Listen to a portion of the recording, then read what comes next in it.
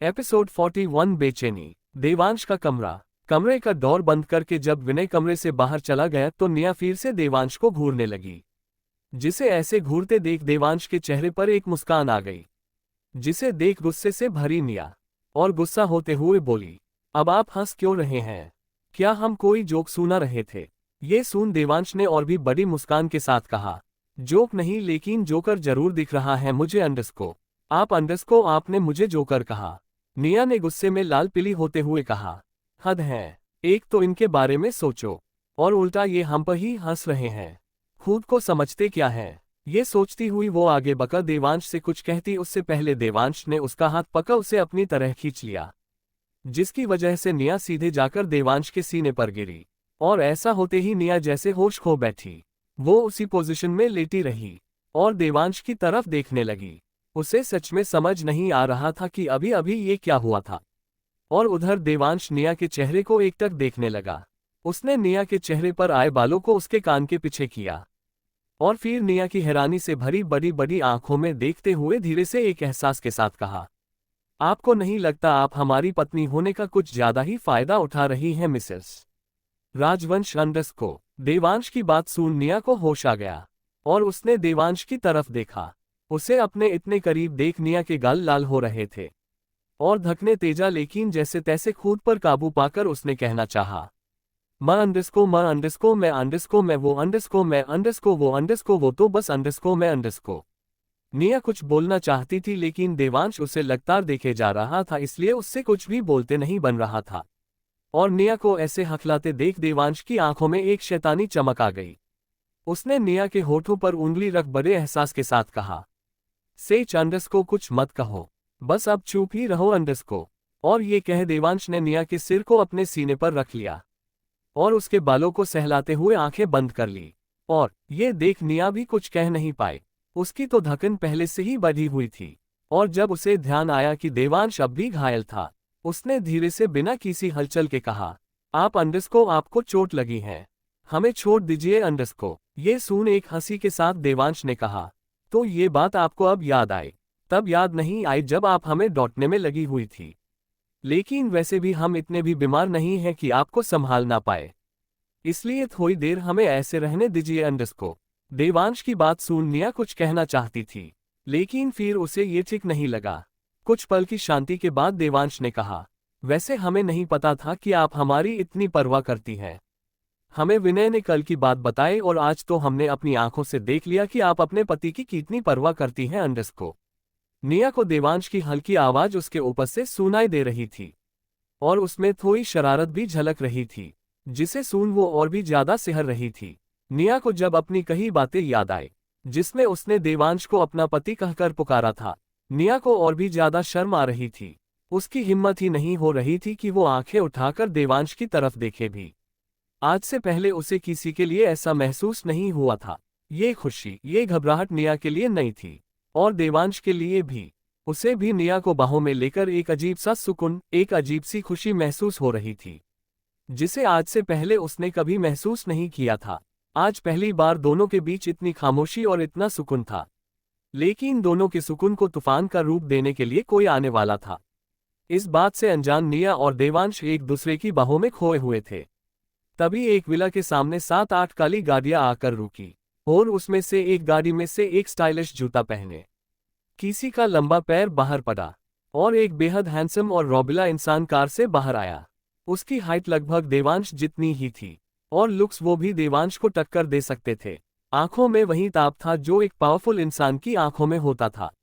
लेकिन भले ही वो देवांश जितना गुड लुकिंग था, लेकिन देवांश का जो रौब था उसके सामने ये आदमी थोड़ा फीका लगता था।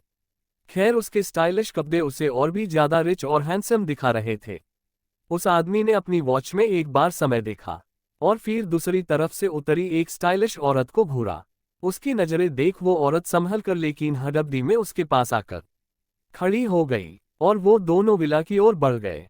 उधर जैसे ही वो आदमी कार से उतरा था, देवांश के कमरे में सुकून से लेटी निया की धड़कनें अचानक बनने लगी और उसे ना जाने क्यों अजीब सी बेचैनी होने लगी।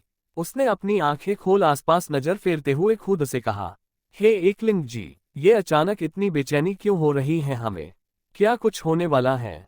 निया की बेचैनी बती ही जा रही थी, लेकिन जब उसने नजरें उठाकर सुकून से आंखें बंद किए देवांश को देखा तो उसने कुछ नहीं कहा और फिर से वैसे ही लेट गई।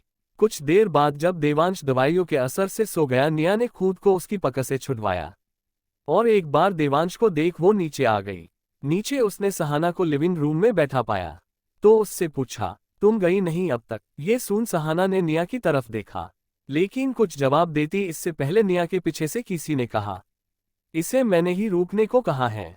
ये मेरे साथ यहाँ आया थी और तुम्हारी दोस्त भी है तो ये यहाँ रहे तो कोई प्रॉब्लम नहीं है ना को।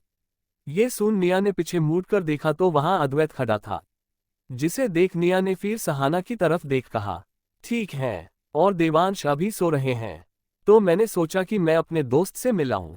आखिर देवांश के साथ साथ उसके भाई भी थे वहां, तो एक बार मिलाऊं तो अच्छा रहेगा को। ये सुन हंसते हुए अद्वैत ने कहा, हाँ, लेकिन ये परमिशन तुम मुझसे क्यों मांग रही हो? तुम्हारे खड़ूस हस्बैंड ने सुन लिया तो मुझे फांसी पर ना लटका दे। आखिर तुम यहाँ की मालकिन हो, मैं नहीं। तुम्हें परमिशन की क्या जरूरत?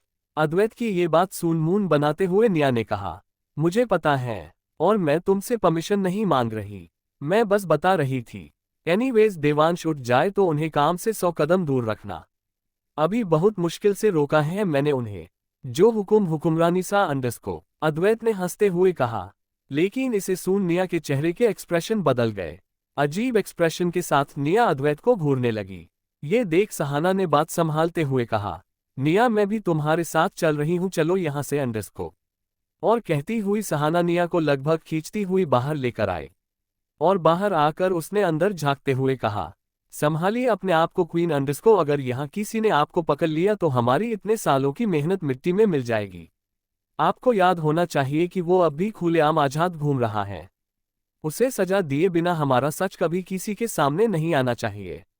सहाना की बात सुन निया ने गहरी सांसें लेकर खुद को नॉर्मल किया और ये देख सहाना ने उससे पूछा, आप ठीक हैं? ये सुन निया ने हाँ में अपना सिर हिला दिया और ये देख सहाना ने इधर उधर देखा और फिर एक कार के पास जाकर उसने उसे स्टार्ट किया और फिर निया के उसमें बैठते ही कार बाहर की ओर बढ़ गई। उधर जब सहाना निया को संभाल रही थी, दूर से कोई उन्हें गौर से देख रहा था, लेकिन इतनी दूर से उस आदमी को उनकी बातें सुनाई तो नहीं दी। लेकिन जिस तरह सहाना ने निया को समझाया, ये देख उसने खुद से कहा, ये मैडम की दोस्त मैडम को ऐसे संभाल क्यों रही है? क्या कुछ हुआ है? मैडम के साथ कुछ तो अजीब है। कल भी वो लड़की और उसकी आंखें, क्या मुझे बॉस कह बता देना चाहिए? शायद नहीं, अभी नहीं, पहले मुझे सच का पता करना होगा को। ये कह उसने सामने देखा तो निया और सहाना कार में बैठ के निकल चुके थे और वो आदमी ये देख उनके पीछे जाने के लिए कुछ ढूंढने लगा। वहीं निया की कार जैसे ही मेन गेट से बाहर जा रही थी, उसी समय 3 कार अंदर भी आ रही थी। ये देख निया को कुछ अजीब तो लगा, लेकिन उसने ज्यादा सोचा नहीं, क्योंकि देवांश से मिलने अक्सर कोई ना कोई आता रहता था। लेकिन जैसे ही वो कार उनकी कार के पास से होकर गुजरी, निया को जैसे एक झटका सा लगा। उसे कुछ अजीब सा एहसास होने लगा था, एक अजीब सी बेचैनी जो वो तब महसूस करती थी जब को और ये ख्याल आते ही निया ने एक झटके के साथ उस कार की तरफ देखा। लेकिन कार के विंडो ब्लैक होने के कारण वो अंदर कौन है वो देख नहीं पाए। लेकिन वो बेचैनी उसे अब भी महसूस हो रही थी और इन बार कुछ ज्यादा ही, इतनी कि निया ने अपने चेस्ट पर हाथ रख लिया था और वो गहरी गहरी सांसें ले रही थी। लेकिन ये कुछ मिनटों के लिए हुआ, क्योंकि जैसे जैसे दोनों गाड़ियां एक दूसरे से दूर गई, निया को फिर से नॉर्मल लगने लगा। लेकिन उसे ऐसे देख सहाना ने मेन गेट से निकलते ही साइड पर कार रोकी और निया को देख परेशानी भरी आवाज में पूछा, क्वीन को क्या हुआ है? आप ठीक तो हैं ना? उसकी बात सुन निया ने उसकी तरफ देख कहा, सहाना, तुम पहले ही मना करने के बावजूद हमारे पीछे आ गई हो, उसका हिसाब बाकी है अभी, और तुम और भी गलतियां कर रही हो। मैंने कितनी बार कहा है कि मुझे ऐसे रैंडमली कहीं पर भी उस नाम से मत बुलाओ। अभी अभी तो तुम हमारे मकसद के बारे में मुझे चेता रही थी, अब क्या हुआ? लेकिन क्वीन को मैं आपको और क्या कहकर पुकारूं? और वैसे भी यहाँ हम दोनों के सिवा और कौन है? सहाना ने निया को देख पूछा। उसकी बात सुन उसे घूरते हुए निया ने कहा, क्या तुम 100 और इन श्योर हो कि इस कार में कहीं ट्रांसमीटर या CCTV कैमरा नहीं लगा हो? वो देवांश राजवंश के लोग हैं, माना कि पहले की हमारी पावर से कम पावरफुल है, लेकिन इन सालों में काफी नाम कमा चुका है राजवंश खानदान, इसलिए इन्हें कम मत समझना, ठीक है? अंडरस्को फिर से ध्यान रखना, अब चलो यहाँ से अंडरस्को, निया ने सहाना को समझाते हुए कहा, जिसकी बात मानकर सहाना ने अपना सिर हाँ में हिलाया और कार स्टार्ट कर दी। यहाँ निया विला से बाहर निकली और वो आदमी उनके पीछे जा ही रहा था कि उसे अंदर आती 3 कार दिखी, जिसे देख वो रुक गया और किसी के उतरने का इंतजार करने लगा। लेकिन जैसे ही उसने कार से उतरे इंसान को देखा, उसके मुंह से अचानक निकला, ये अंडरस्को राजा शक्ति सिंह यहाँ, लेकिन कैसे? ये कह वो उस कार की तरफ बढ़ा और उस आदमी को अपनी तरफ आते देख कार से उतरे आदमी ने अपनी रोबीली आवाज में कहा, क्यों कियान, अब कैसे हैं भाई आपके बॉस? सुना है तबीयत ठीक नहीं है उनकी, ऐसा भी क्या हुआ है? जरा हम भी तो देखे अंडरस्को।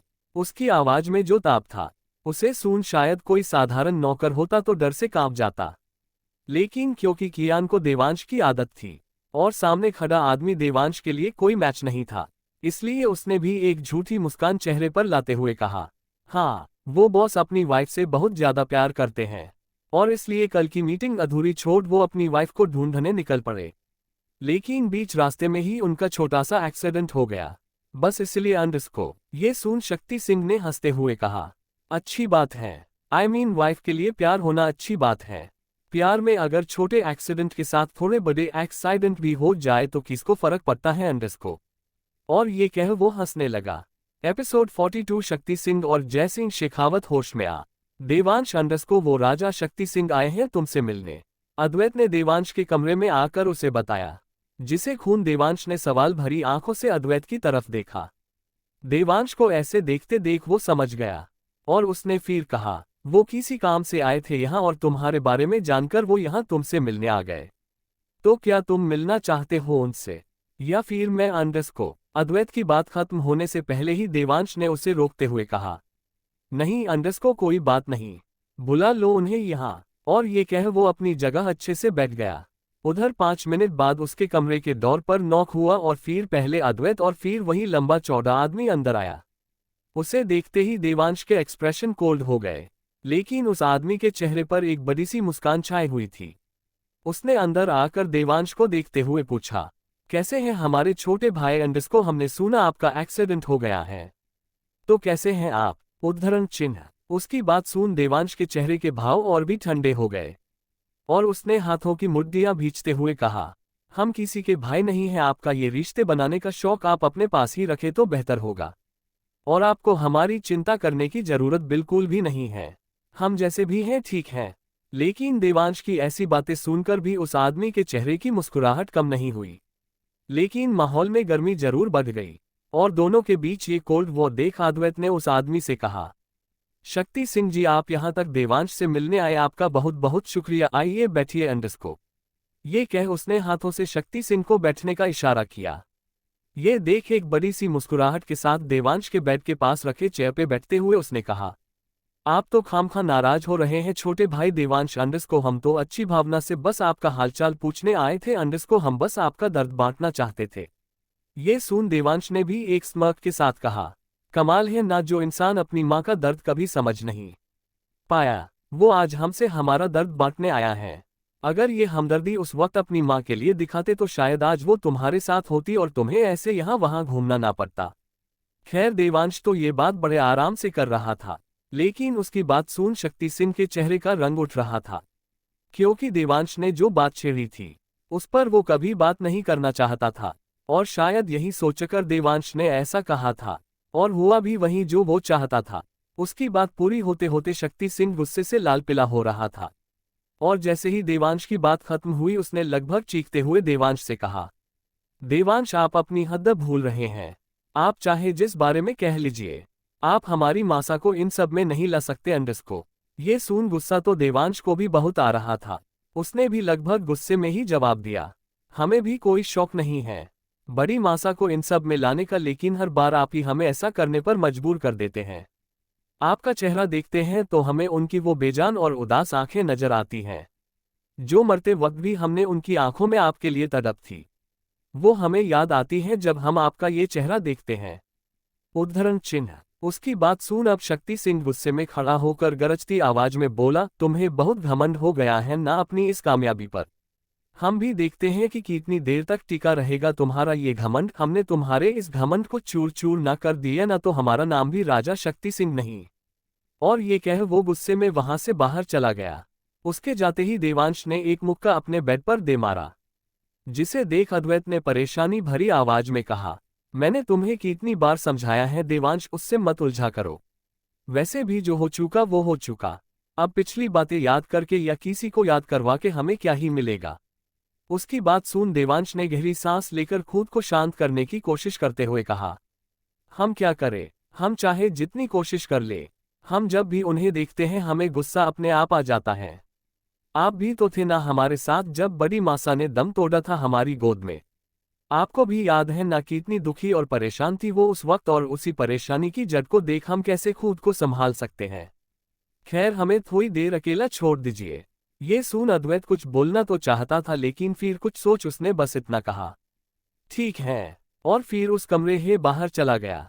उधर निया भी अभी एक विला के बाहर खड़ी थी। जैसे ही सबने उसे वहां देखा, सब उसे झुककर ग्रीट करने लगे। निया ने अपने मुंह पर मास्क पहना हुआ था और वो अब विला के अंदर पहुंच गई थी।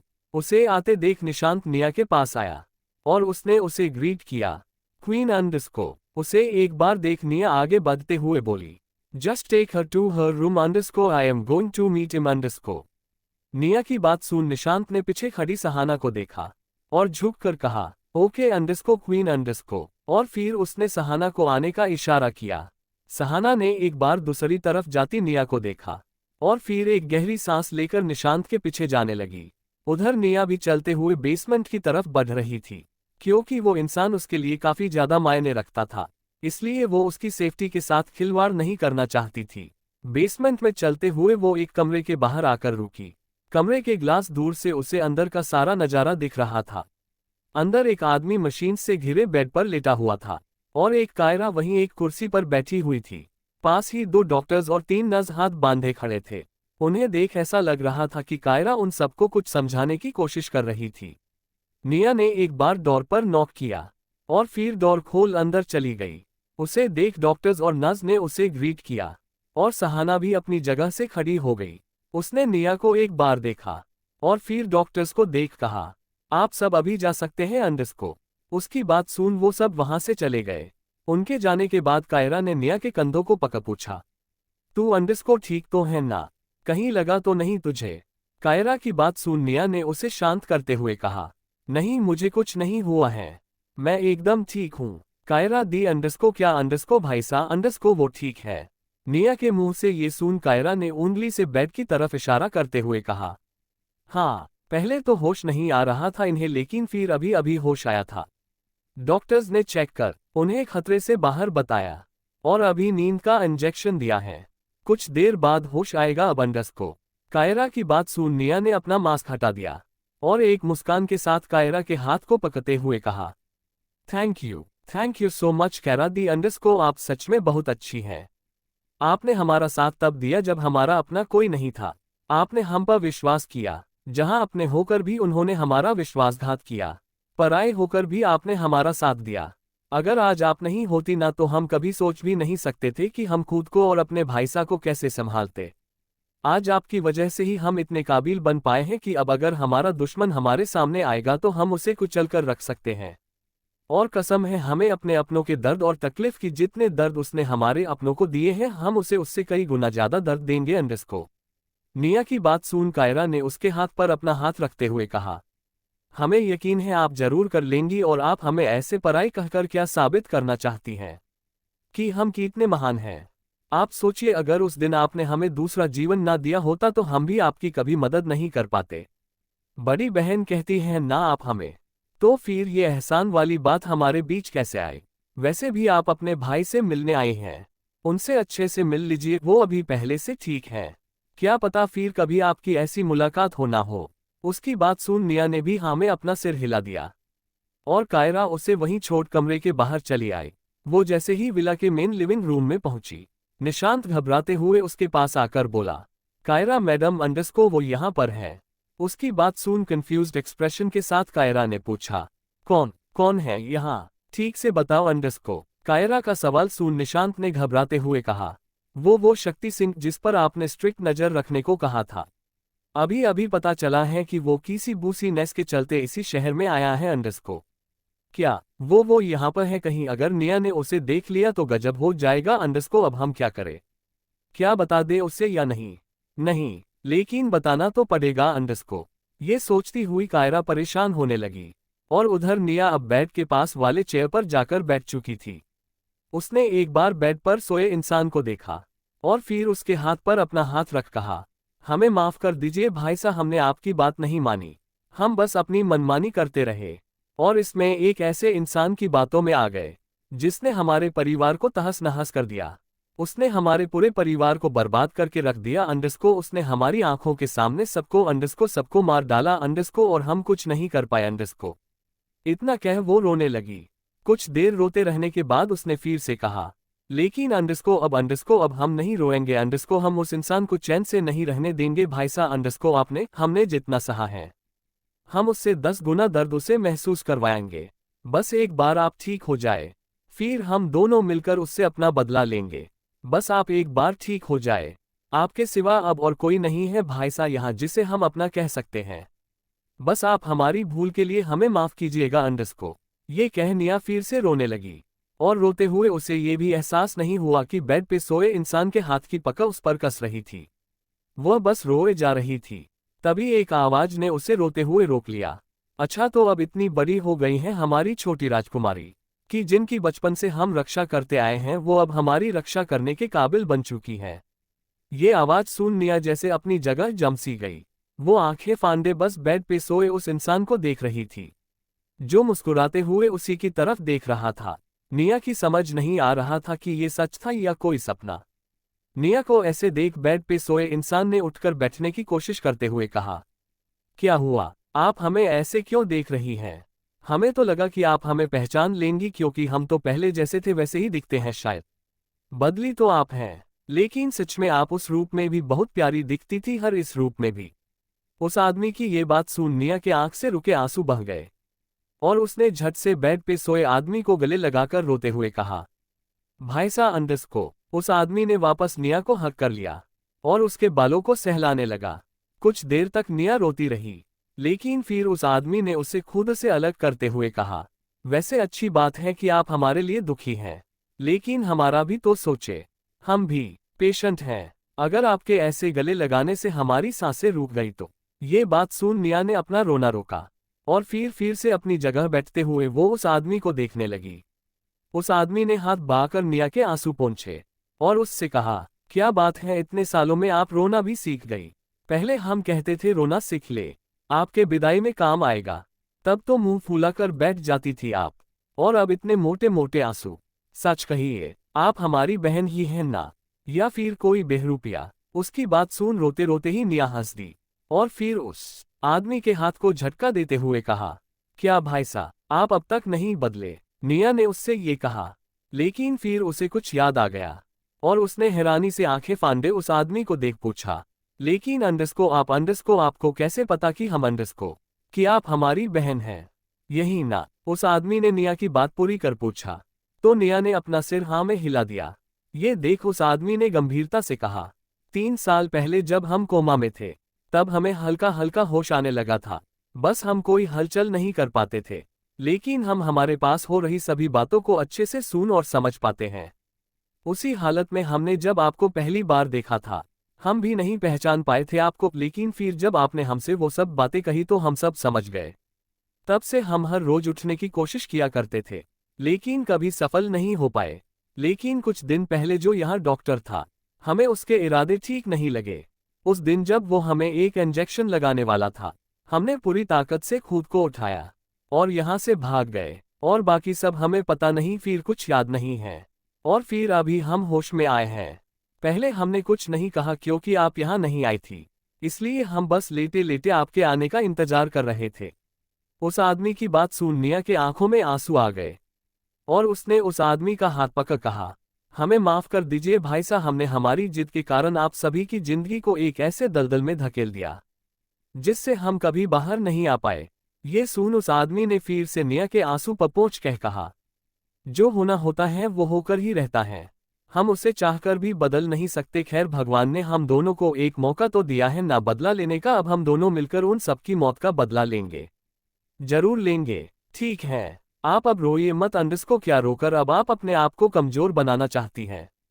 याद रखिएगा, आपका दुख आपकी ताकत बनना चाहिए, कमजोरी नहीं। अंडरस्को ये सुन निया ने हाथ जोड़कर मुस्कुराते हुए कहा, जी हुकुम सा जयसिंह शेखावत का हुकुम सर। आंखों पर। अंडरस्को ये सुन निया और जयसिंह दोनों ही हंसने लगे। कुछ देर बातें करने के बाद निया और जयसिंह ने खाना खाया और फिर जब वो सो गए तो फिर से निया देवांश के विला के लिए निकल गई। निया को पहुंचते पहुंचते रात हो गई थी। वो जब विला में पहुंची उसे लिविंग रूम में परेशान सा बैठा अद्वैत मिल गया।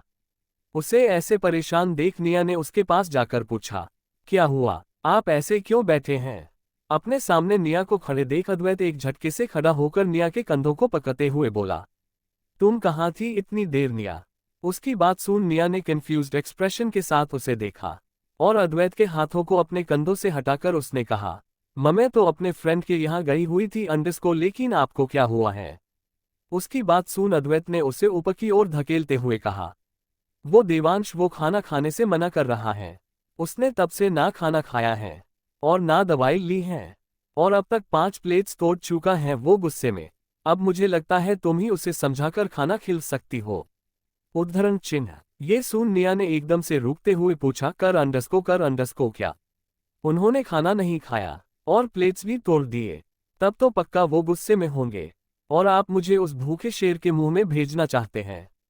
कैसे डॉक्टर हैं आप अपने फायदे के लिए मुझे जख्मी करना चाहते हैं।